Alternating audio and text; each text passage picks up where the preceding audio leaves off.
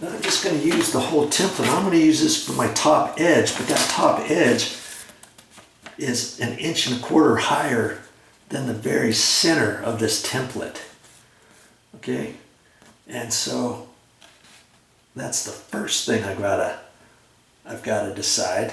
And so I measured up 1.25 inches up here. Let's see if you can see that. Yeah, you can see that. Okay. And I'm just going to take a little piece of masking tape and I'm going to put it, I'm going to hold it up and I'll clean off these pencil marks afterwards, okay? That's my top of the template, and so I'm just going to hold it right there. I'm going to put a piece of tape. Okay, that's my starting point. Now I can hold my my level up there and see where I have to go from there, right? I can measure off the floor, I can measure from the ceiling down on both sides. You know, there's all kinds of different things I could do. But I'm going to make some adjustments here. If I need to lower this down, I will. Looks like the top right is higher than the left top. Okay, so I'm just going to hold it on my paper. Oh, it's way higher. I can see. Okay, so I'm just gonna raise that, but in actuality, I'm going to lower the right-hand side. Okay. And I'm going to go back and forth a little bit like that. Because I'm working from the center, if you were working off to the side, you could put your little piece of masking tape right there. And then you can eyeball this across, put your level on there, and then know, okay, this side over here, I gotta raise. So just pull the masking tape off a little bit, raise it to 16th, check it again, and that kind of stuff. Okay, so back and forth I go. I'll get this because I want this to be level. And son of a gun, I almost got it perfect. And so what I'm gonna do, and I could use the line in the middle of that top little screw hole. You know what I mean? So I'm gonna take this over here and I'm gonna hold it up there, right where it needs to go. And I can see this bottom, this left, it needs to go down just barely. Okay? So I can hold that like that and just lower that side down over here. And I just lowered it just barely. And I think I'm good right there. I'm going to hold it up there again. And that looks mighty fine. It looks just peachy. If anything, it looks just a hair low now. I think I got to go back up just a hair over here. Just a bit, not much. Okay, right there. That's why it's important not to throw away this or not read your directions or anything like that. You know what I mean? Because I want this as straight as I can get it, really. Okay, so I'm just gonna put a piece of tape over there. And I'm even gonna do it right there to keep that nice and straight. Okay. There's my template. Gotta do that.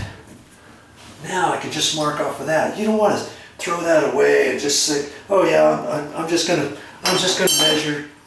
measure this from the center to the center and set it up there and that kind of stuff. And then you find out you're slightly off or something. And I don't want to be slightly off. I want to be exactamundo, because when this comes down, I have a feeling it's going to be right exactly where it's supposed to be. And there's not going to be much adjustment there. And like I said, I wish they would have made this little hole oblong so that you could slightly either way. You know what I mean? Okay, so next step coming up. Are you learning anything yet? I hope you are. Okay, I'm going to take my scratch awl and I'm going to mark the center of each one of those.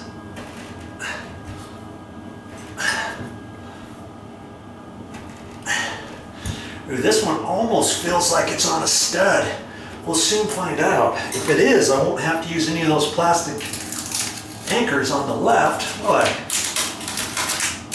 We'll see. Okay. That's why you gotta find that template. I used to open up boxes that cracked me up years ago.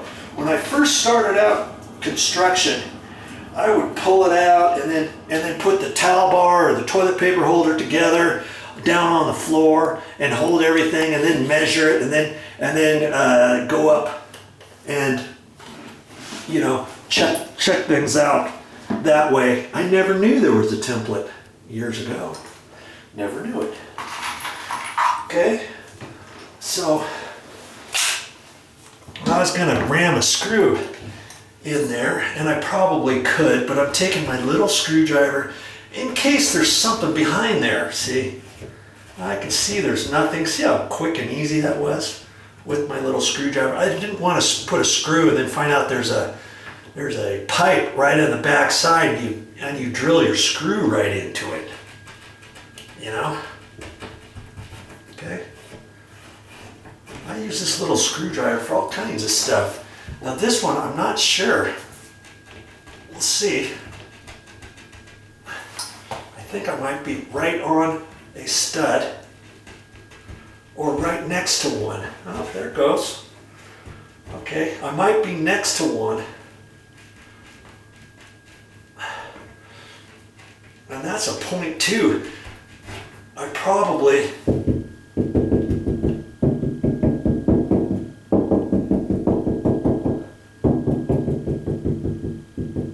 Not sure where it is. If I thought that was right next to a stud, I might want to put those anchors in first just in case they were so close that it kind of slid over, because then it would affect this side over here, wouldn't it? Okay, but I don't think that's going to be the case. Okay, so now that I got that hole, I'm just going to use my Phillips screwdriver as a drill. See where the tip is? You can just use that as a drill because it's going to be about this same size. You don't want to just try to ram this in right now. I've seen some guys, they try to do that and they think it's okay. I don't like to do that. You know, this could go in crooked, this could snap off, might not go in straight and all that. So I'm gonna put it in there. And I'm just going to go back and forth. And all that's doing is breaking up the sheetrock back and forth.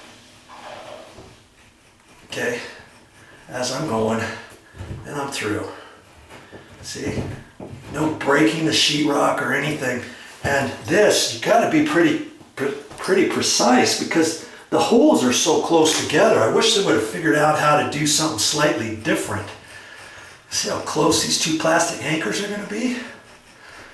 But hey, that's how they've done it. So that's how we're gonna do it. Okay, and I should have done this side over here first, but I didn't. And I'm hoping, yeah, see, good. I'm just gonna drill it back and forth, back and forth, back and forth, both directions, back and forth. Keep your pressure on there, and it goes through. Look at that. Okay, there's your next step.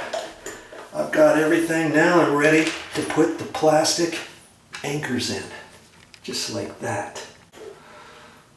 Now the thing I like about these plastic anchors, see that hole right there? It's just perfect for your Phillips screwdriver. Okay, and now I'm just going to set that in there, wiggle it back and forth a little bit, and even pressure and screw that puppy in. Oh wee. It's going kind of hard, isn't it? Not sure what's the deal with that. It almost feels like I'm going to break the plastic anchor. These are kind of rubbery to a certain extent. I'm going to try a different one. The plastic anchors that I get at the store are a little bit stronger, stiffer than this. And this is just 1/2-inch sheetrock.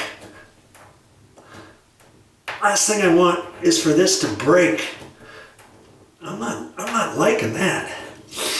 I've got some other plastic anchors and I'm gonna get those. I'm not feeling too comfortable with these. Let me try one over here. Yeah, I'm afraid if I keep tightening, it might break or twist it or something and mess up my threads. I don't like those. I'm gonna go get mine. I've got some, and I'll be right back. Through this very same size, but they're stronger than these. See the color of this? Okay, stick around, I'll show you.